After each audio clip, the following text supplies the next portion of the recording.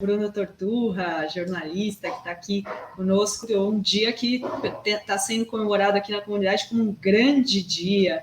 Então, vamos começar por esse assunto, a condenação do deputado federal bolsonarista Daniel Silveira. Diga, Roberto. Antes do Torturra falar, tem aqui um superchat da Maria de Socorro, eu não entendi muito bem, mas vou ler de qualquer.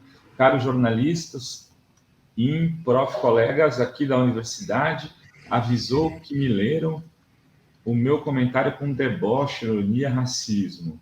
Sou muito a favor da diversidade, se pautar isso, aí tem homens brancos, pouca mulher, tem arenga com coisas. Eu não entendi. A gente está entrevistando uma governadora, uma mulher de origem simples, originária da militância sem terra, do campesinato do Piauí, negra. Enfim, não tem racismo. Nossa parte aqui não tem racismo nenhum. Bruno Torturra, e aí, o Lula ganha a eleição, Torturra? Uma pergunta simples, você tem 30 segundos para responder. Quanta coisa, se o Lula ganha a eleição, eu acho que ganha, eu acho que está extremamente favorito. A minha dúvida não é se ele ganha, é se ele leva, né, Rovai?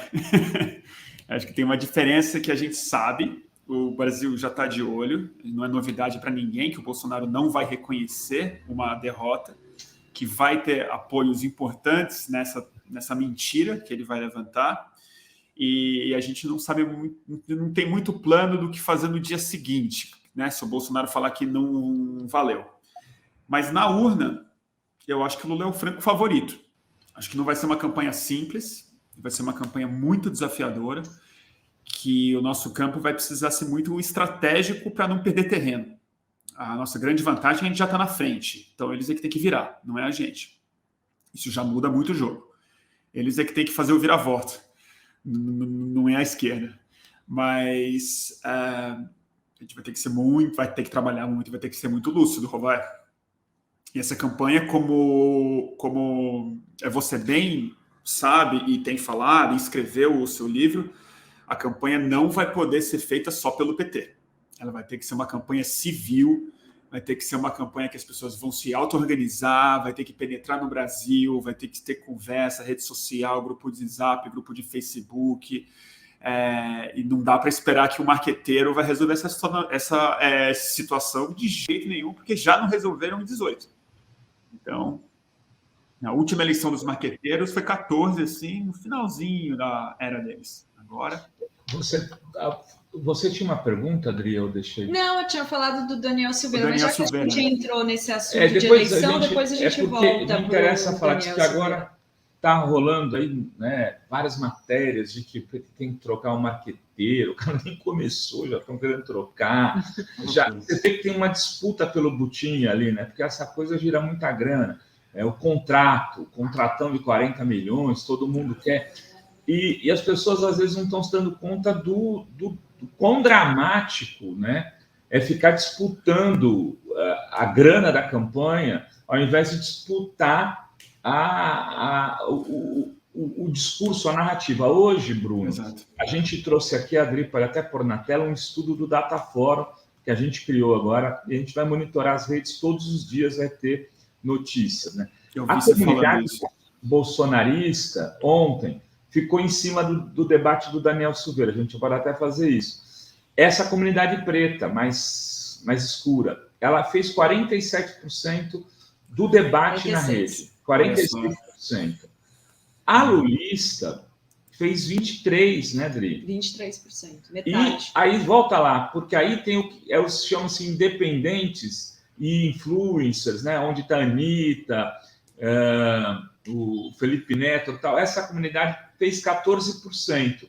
Aí vem os ciristas com 5% e os lavajatistas com 4%. Em geral, a comunidade bolsonarista, pode voltar para a gente, por favor. Isso é só Twitter.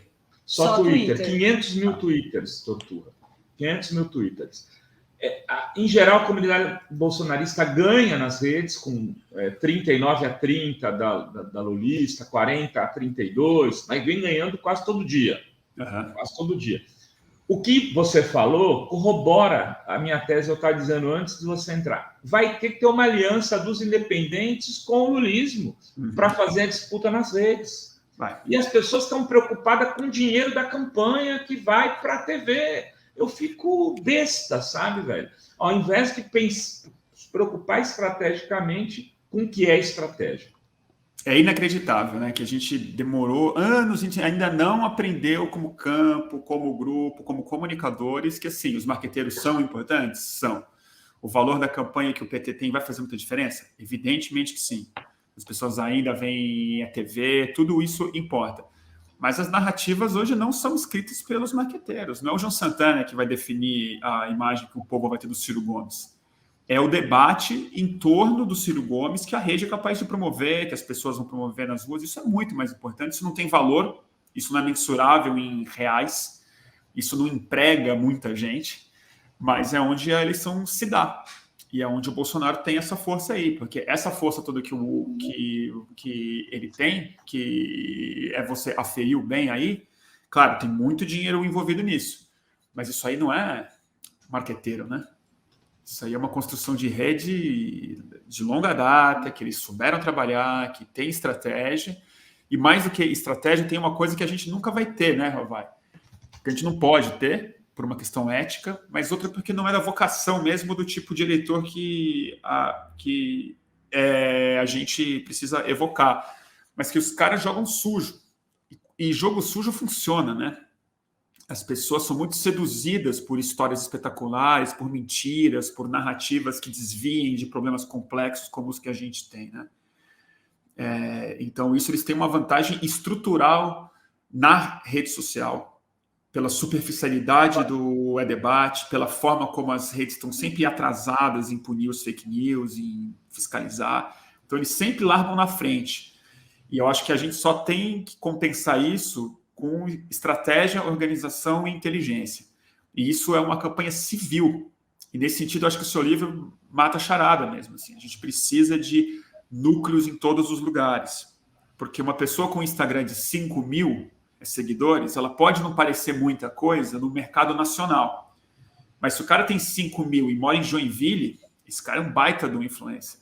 Esse cara tem peso local. Esse cara é uma liderança de rede que São Paulo e o Rio não conseguem mapear, mas que vira voto, que consolida a militância, que faz a disputa narrativa, que é uma palavra que eu não aguento mais, narrativa, mas enfim, é a que a gente tem para conversar. Às vezes eu uso também e fico com um negócio assim, cara. Eu não aguento mais, não aguento mais. Mas a gente está refém dela, né? A gente é o vocabulário que está colocado.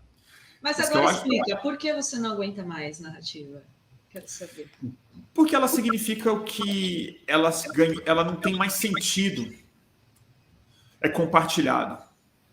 Então, assim, os bolsonaristas usam de uma outra forma. É tipo fake news. As pessoas chamam mentira de fake news, falam que erro da Folha de São Paulo é fake news, foi fake news que morreu a Rainha Elizabeth. Então, eu acho que são palavras que viraram mais instrumentos de argumentação do que instrumentos de pensamento e reflexão. Então, quando o Carluxo fala, né, tipo narrativa que o Lula acabou com a fome, ou a narrativa que a minha família é corrupta, enfim, já não tem mais o sentido.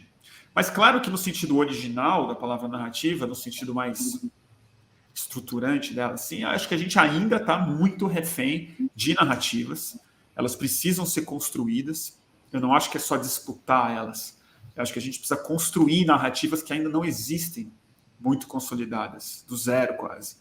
Né? Eu acho, por exemplo, a entrevista que vocês estavam fazendo antes com a governadora, interessantíssima, né? Assim, e é em torno da questão só da alimentação e da forma de produção e da forma de a comercialização disso. Por exemplo, a gente nunca conseguiu produzir de fato uma narrativa. Nós temos a causa, nós conseguimos explicar, mas a gente não consegue conectar com emoções, a gente não produz uma história, a gente não tem começo, meio e fim que leva a alguma coisa. Então, são narrativas que precisam ser construídas em rede. Novamente, isso não será um marqueteiro que vai resolver esse problema. Porque mesmo a pessoa que está vendo comercial, vai ver a campanha do Lula linda e o jingle novo dele, essa pessoa, no fim das contas, ela gasta a maior parte do seu tempo não na TV. Ela vai discutir isso na rede social, ela vai ver YouTube pra caramba, né? Então, a gente está atrasado nesse jogo. Eu ainda acho que a gente é o franco favorito a vencer as eleições, mas, novamente, levar essas eleições faz parte de construção de imaginário, faz parte de construção narrativa. Porque o Daniel Silveira, já indo para a pauta do dia hoje, eu concordo com o que vocês disseram no começo. É uma vitória da democracia brasileira, não tenho dúvida. Eu acho que a sentença é merecida. Eu acho que foi a primeira, infelizmente, que possivelmente vai acabar por aí, mas que assim, se esse cara foi preso, o velho da Van, Sarah Winter, Damares, tinha que estar todo mundo com, assim, lá no banco dos réus igual. Mas eu não acho que é só uma derrota do bolsonarismo. Eu acho que é um prejuízo do bolsonarismo, mas eles ganham capital com isso também. E o capital que eles ganham é narrativo. Não é um capital... Vitimização. Não é um capital político, mas ele reforça a polarização que o Bolsonaro está nos oferecendo esse ano. Que não é a polarização da direita e esquerda, dos honestos e dos corruptos. É a do bem contra o mal, que é a religiosa, que serve para o campo religioso, ultraconservador e fundamentalista, mas a outra, que é mais para a classe média, é a da liberdade e versus o autoritarismo. Ele inverte o jogo. Ele fala, não, eu sou libertário, são vocês que são os autoritários. E o STF precisa ser a instituição que vai ser desmoralizada. Então, nesse sentido, a sentença de ontem, ela meio prova isso na cabeça dos fanáticos. Claro, meio que esse voto já estava perdido. Mas ele consegue fortalecer essa história que ele fala. E aí eu acho que foi onde eles ficaram mais incomodados ontem, que é o grande furo dessa narrativa deles ontem, que foi o voto do André Mendonça. Na hora que o juiz é terrivelmente evangélico fecha com o resto da corte inteira, com exceção do Max Nunes, os caras se quebraram. Eles estão mais putos com o André do que com o Alexandre, porque com o Alexandre eles esperavam isso mesmo, com os ministros comunistas, mas com o cara deles, eles vão ter que rebolar um pouco para justificar. Da minha parte, um cara desse ir preso, assim, é para isso que existe cadeia, na minha opinião. Meu anti-apolitivismo, ele para aí. Assim. Exatamente. Eu acho que tem que prender menos gente pobre com fome, pessoas que estão tentando se virar e reféns de uma condição trágica nacional, inclusive tráfico de drogas, que também é uma mazela econômica e social muito mais do que criminal. Mas esse tipo de crime é o tipo de crime que eu acho que tem que ser punido, sim, senhor. É crime de lesa pátria real, crime de gente bandida, de fascismo real. Porque vamos lembrar, né, gente, fascismo europeu, ele não foi derrotado nas urnas, né? Ele foi derrotado com muita força, com muita autoridade, né? Assim, teve uma guerra para derrotar, que eu não espero que nós façamos uma aqui, mas vai precisar de força policial, vai precisar de um judiciário forte, vai precisar botar em cana, sim, vai precisar que esses caras fujam do país se eles não quiserem ser presos, porque esses caras não vão sair tranquilos com o voto. Eles vão ter que ser combatidos pelo que esses caras são os golpistas, fascistas, safado, criminoso, miliciano, entendeu? E, como a gente sabe, cúmplice de assassinato real, né? Aí já vai para o crime mais mórbido mesmo, né? Esses caras são da milícia carioca. Então é muito bom ver um cara desse preso. Eu estava falando isso antes de você chegar, inclusive, porque tem um discurso, né? Inclusive, assim, tem gente da esquerda que compra isso, né? Que a liberdade de expressão tem que ser completa. Então, você não pode punir alguém pelo que ela fala, pelo que ela pensa, mas esse alguém não pode estimular a violência contra as instituições, né? Esse alguém não pode... já não deveria, naquele momento em que ele quebrou a placa contra a Marielle, ele tinha que ter o registro da candidatura negado, na minha opinião, né? Porque era um ato de violência que o impediria de assumir um mandato. Se tem assim, o cara, para ser ficha limpa, um negócio daquele não poderia deixar o cara ficha limpa para disputar. E a verdade, né, Bruno, é que se lá atrás tivesse sentido essa coragem para condenar o Bolsonaro, talvez hoje a gente não estivesse vivendo essa distopia, essa maluquice, né, de ser governado por um canalha miliciano como esse. Esse é o estado das coisas, que a gente está é Brasil, né? É uma tragédia política real, histórica, muito difícil de ser subestimada e vai dar muito trabalho superar ela. Eu concordo contigo no geral, Rovai, eu já vi você falando muito sobre isso, sobre liberdade de expressão, dos limites que ela precisa ter. Eu também acho, eu tendo a ser mais libertário do que a maioria do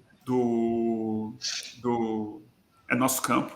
Eu acho, às vezes, arriscado que o nosso campo seja o patrulhador do discurso, mas aonde eu concordo muito contigo é o seguinte: político, pessoas que têm poder, têm autoridade real, têm orçamento, têm verba e usa a democracia para chegar longe, essas pessoas precisam ser muito mais responsabilizadas do que o cidadão que é comum. Então, assim, quando falam de nazismo, né? Aquela conversa do nazismo toda que teve no Monark e tal, para mim, a gente conversou um pouco errado sobre aquela situação, porque o mais grave não foi o Monark, o mais grave foi o Kim Kataguiri.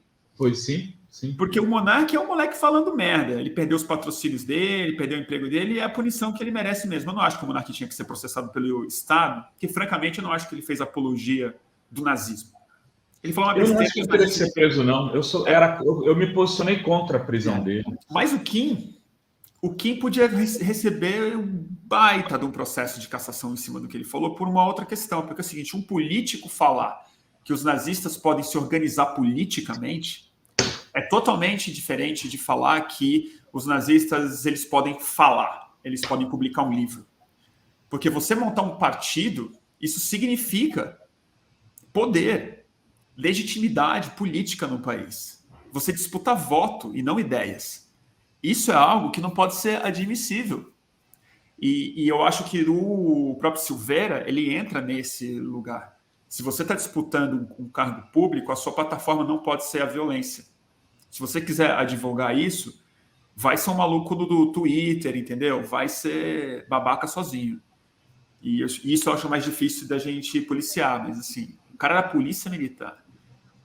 E assim, né, Rovai, sobre essa... E, Edri, eu acho que aquele voto do Bolsonaro, né, no impeachment, o discurso do Bolsonaro no impeachment, aquele dia eu já revi algumas vezes. Eu nunca revi o impeachment inteiro, mas eu já entrei várias vezes para rever os discursos do cara. Aquilo ali é uma biografia da tragédia brasileira, né? O que foi dito naquele dia, o Bolsonaro coroou. Mas aquilo ali, né? Aquilo é o final de uma série de outras impunidades que eu acho que está na hora da gente rediscutir. Acho que se o Lula ganhar, acho que ele ganha, e acho que ele leva também, mas vai dar trabalho. Mas eu acho que a gente vai ter que rediscutir muito sério algo que está colocado, que é o seguinte: a gente não fez nem a comissão da verdade de verdade. A gente não puniu os torturadores de verdade. O Brilhante Ustra, ele morreu livre, assim como o Newton Cruz, assim como esses caras todos aí. E o Exército se politizou recentemente dessa forma radicalizada e assumiu que o Bolsonaro ia ser o representante dele, justamente porque houve uma tentativa mínima de reparação histórica sobre os crimes da ditadura militar. E se agora a gente está vendo o Supremo Tribunal Militar falando o que está falando em público, impunemente também, o Mourão falando o que está falando impunemente de novo, como vice-presidente, rindo da cara das pessoas que foram mortas na ditadura, e esses caras estão no poder de novo. Eu acho que a revisão da lei da anistia é uma conversa urgente, assim que a gente restabelecer um governo civil no país, entendeu? E porque aí não basta punir o Bolsonaro pela merda que ele falou. Esses caras são o exército, cara. Eles precisam começar a ser responsabilizados e ser disciplinados, né? Isso é algo que eles valorizam tanto. Então, eu acho que para resolver o discurso do Bolsonaro lá no impeachment, eu acho que eu concordo com a coluna que o Marcelo o Coelho escreveu na Folha ontem, assim, gente que não está pedindo desculpa não merece ser perdoada. Então a anistia não faz nenhum sentido mais. Acho que a gente tá na hora de não botar mais nada embaixo desse tapete. Sei que o espírito do Lula é totalmente distinto desse. Eu acho que ele vai tender a fazer algo parecido com o que o Obama fez, com o que o Mandela fez e tal, que assim, vamos olhar para frente, né? Mas eu quero saber que tipo de instituição brasileira, que tipo de demanda civil a gente vai conseguir produzir, uma para rever leis de anistia, mas outra que é o grande crime militar que está vivo no país hoje, que foi a gestão da pandemia. Essa comissão da verdade não deveria poder esperar mais 30 anos, entendeu? Ela tem que ser feita a partir do ano que vem já.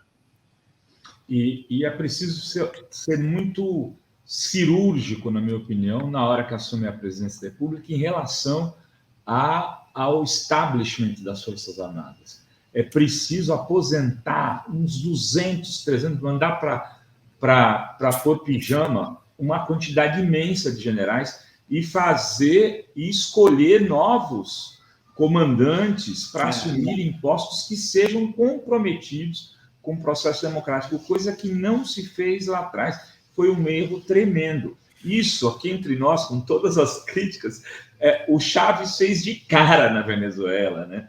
O cara tem que chegar e falar assim, o exército não pode ser uma arma apontada na minha cabeça. O exército, Forças Armadas, tem que respeitar o processo democrático, além de ter que fechar todos esses clubes de tiros, fortalecer a polícia, fazer valer a lei do desarmamento, que essa lei está sendo rasgada, né, nesse período de bolsonarismo. Mas, Cris, você tem uns superchats, uns comentários? Tem aqui, vou agradecer a Luiz Fernandes pelo super sticker, dar as boas-vindas ao Joaquim Silvino, obrigada. Tem aqui a Denise Amazonas, que está curtindo o feriado deitada na rede, lendo o livro desde cedo. Oh, beleza, hein? Marcou no Instagram o perfil dela, é livros_DAD. E tem aqui o Roberto Martins, calma lá com o STF, eles tiraram toda a culpa do filho do Bolsolino nas rachadinhas. E tem também aqui a Márcia Borges, obrigada pelo super sticker.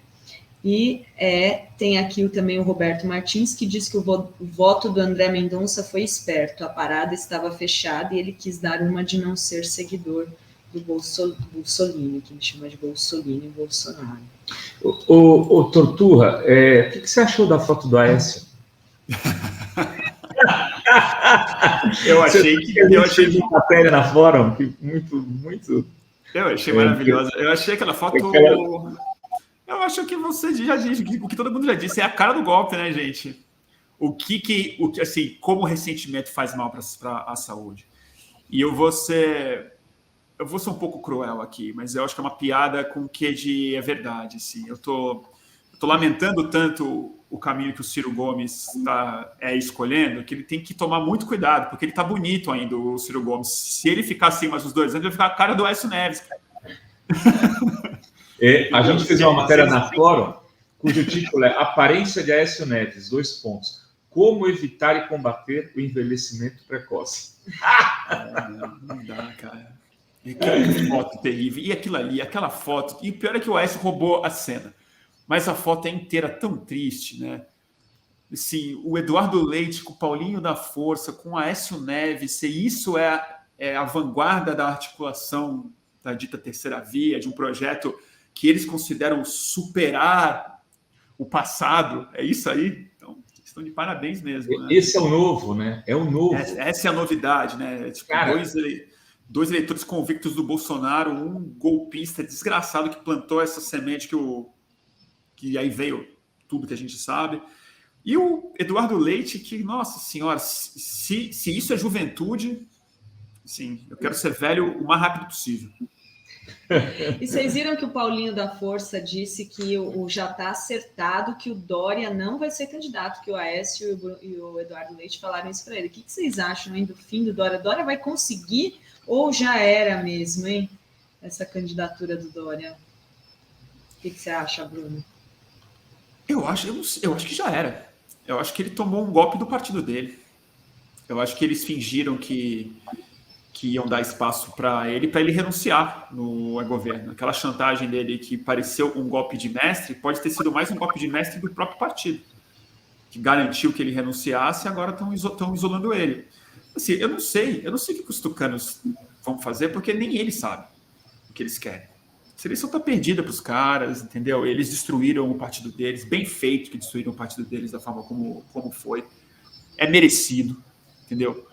Eu acho triste que o que sobra no lugar da nova polarização é a escória da ditadura militar, mas os tucanos são o partido que decidiram criminalizar o principal adversário. Estão trazendo essa lógica para dentro do partido deles, então eu preciso pelo menos aplaudir a coerência do Aécio Neves, que não está respeitando os votos do partido. É outra eleição que ele não reconhece o resultado, né? Que não gostou do resultado, então ele está querendo impor o cara dele. E o Dória é o Dória, né? O Dória é uma pessoa tão claramente, tão não política no sentido ruim da palavra, assim, né? Ele é um projeto narcisista de poder, um oportunista, um cara que se move de acordo quando ele acha que vai ter uma vantagem mais imediata, que ele não conseguiu nem levar os créditos que ele merecia, porque os tucanos poderiam estar com o slogan perfeito esse ano, que é o partido da vacina, é o partido que te vacinou, né? Poderia assumir o arrependimento do bolsonarismo, como o Dória assumiu. O Dória é o único político do PSDB que falou: eu me arrependo de ter votado no Bolsonaro, me arrependo de ter apoiado. Isso é uma coisa que o Eduardo Leite nunca disse. E eles escolheram esse caminho aí. O que vai ser do Dória, não espero. E a chapa Lula e Alckmin, Torturra, estamos chegando ao final, queria saber o que você acha. A gente quer saber tudo. O que o dessa chapa Lula e Alckmin? Eu acho uma chapa acertada. Eu acho acertada. Eu fico um pouco triste, naturalmente. Não porque foi com o Alckmin, exatamente, ou porque eu era adversário dele, ainda me considero muito adversário das ideias do Alckmin que foram colocadas aqui na cidade de São Paulo e no estado. Mas o que me entristece é o fato da gente não... Realmente, nesses anos todos, a gente não conseguiu produzir lideranças à altura do momento, que não são tão antigas, não vem com tanto ranço, né? Eu acho que foi uma decisão inteligente que o Lula tomou. Eu acho que ele desarma uma bomba narrativa, que não cola mais em ninguém a ideia de que é uma chapa extremista, que é uma chapa radical. Nesse sentido, eu acho que ele consegue neutralizar um pouco do pânico reacionário do centro médio brasileiro, mas é insuficiente, né? Eu até fiquei... Você sabe que eu fiquei preocupado mesmo com o discurso que o Alckmin fez no sindicato. Eu achei uma loucura, mas ali eu tomei um susto, porque quando eu vi ele gritando: Lula, viva Lula, o líder mau, o líder popular brasileiro, falou: Alckmin, mas não foi para isso que a gente te chamou, Alckmin. Isso aí já tem todo mundo. Isso já tem. A gente já tem gente que grita o nome do Lula e tal. A gente precisa do cara que fala assim: Lula é o maior líder. Lula é um homem democrático, é um homem equilibrado. Mas eu achei muito doido, né? Ver o Alckmin gritando, eu juro, eu fiquei chocado. E a gente tinha feito, na semana anterior, uma pesquisa longa para o Greg News dos vídeos do Alckmin. Então fazia muito tempo que eu não pesquisava o Alckmin de 2006, o Alckmin de 2010, depois o Alckmin de 2014. Cara, é indigesto. E o que eu acho que é a coisa mais importante também é uma constatação óbvia, não tem nada de original nisso, mas assim, também é uma vantagem a candidatura do Alckmin, mas ela não vem sem prejuízos e sem lucro para o bolsonarismo, né? Então, assim, a gente já está sendo inundado com essa velha ideia de que o Bolsonaro é o anti-establishment, né? Então, assim, tá aí de novo o Bolsonaro, o grande capitão, contra a velha política, contra os de sempre. E eu acho que um dos nossos objetivos gigantes como campo, como rede e tudo mais, é a gente traduzir das inúmeras formas que a gente tem de que o establishment é o Bolsonaro. De que, assim, o Bolsonaro é o poder, é a política podre, é o centrão mesmo, né? É a corrupção extrema, né? Aqueles bilhões que eles falaram que o PT roubou, são eles que estão roubando na cara de todo mundo. Então, eu sei lá, eu acho positivo. Eu não tenho nenhum prazer em votar no Alckmin, mas essa eleição é tão maior do que só eleger o Lula, né? Tão mais importante do que isso. Com certeza, né? Com o Bolsonaro, né, do outro lado. E a participação do Lula no acampamento Terra Livre, as promessas de criação de um ministério indígena, revogada as medidas contra os indígenas. O que você achou disso? Eu acho o mínimo, né? Eu acho que se o Lula não tivesse ido lá no ATL, eu ia ficar preocupado. Eu acho que ele está coberto de razão, acho uma sinalização muito positiva. Eu acho que o Ministério das Causas Indígenas é, assim...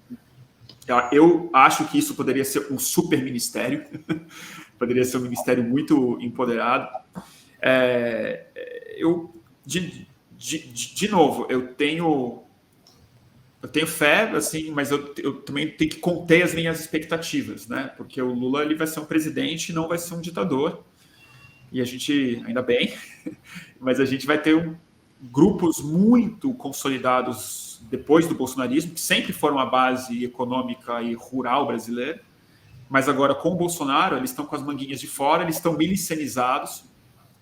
Então eu acho que para isso se confirmar, para um ministério indígena de fato significar avanço nas causas indígenas, eu acho que a gente precisa ter um pensamento muito sério, e aí acho que toca inclusive nas Forças Armadas, que eu concordo contigo, Rovai, que é hora de pensar quadros progressistas, identificar pessoas no exército e acender elas e aposentar esses vermes aí. Mas eu vou te falar, eu acho que as Forças Armadas merecem, assim, tira a verba das Forças Armadas, porque eu acho que o Brasil precisa começar a repensar o que é segurança territorial e soberania em outros termos. Porque, por exemplo, quando você lembra que o IBAMA, por exemplo, e Instituto Chico Mendes de Biodiversidade, eles têm força de polícia. Eles não são só órgãos fiscalizadores. Eles são potencialmente órgãos repressivos e órgãos policiais, potencialmente.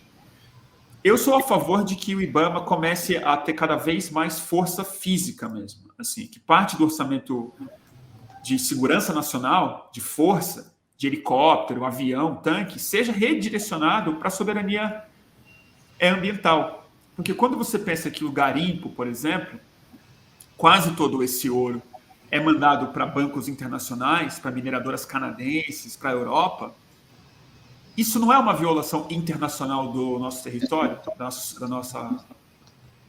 Né? Assim, então, eu acho que no século XXI a gente tem que repensar militarismo, segurança, forças armadas, sob uma perspectiva não necessariamente do século XX, de fronteira, de guerra, de disputa de mísseis, mas de outras formas de colonização, de exploração e de segurança nacional. Então, acho que assim, a questão ambiental, a questão indígena no Brasil, a questão dos rios, do mercúrio na nossa água, do desmatamento, eu acho que a gente precisava militarizar essa questão um pouco mais, mas eu não confiaria no nosso exército para fazer isso.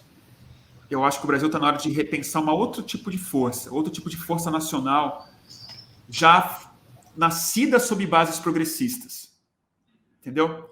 Porque se você constrói um outro poder armado no Brasil, do ponto de vista ecológico, com um compromisso civil diferente, você não precisa ficar limpando tanto velho de pijama e você já faz outra coisa. Porque eu também eu entendo o que o Hugo Chávez fez, ele fez o que deu para fazer lá na Venezuela, mas ele era um milico, ele veio da caserna, né? E a disputa dentro do exército lá na Venezuela era muito mais real. Eu acho que o exército brasileiro quase não tem muita salvação, viu? Eu acho assim, acho que tem que dar uma sucateada no exército brasileiro e começar a repensar as coisas em outras bases. Porque assim, o exército brasileiro está querendo entregar a Petrobras, cara. Para que serve esse comprando os Cialis, né? Comprando Viagra. Entendeu? Os caras são impotentes mesmo. Eles são impotentes lato sensu. Entendeu? Eles negam fogo. para o que merece, entendeu? Então, assim, eles só querem saber de aposentadoria, entendeu? Deixar para as filhas que não casam, para ter sempre vitalício, né, gente? Eu acho que, assim, o Sérgio Amadeu defende o fim das Forças Armadas no Brasil. Ele vai para o extremo. Assim. Ele acha que não tem que ter, porque a gente não tem problema de fronteira. Eu acho que, assim, a gente tem algumas reservas, grandes reservas naturais, né, que a gente precisa tentar segurar, inclusive defender terras indígenas.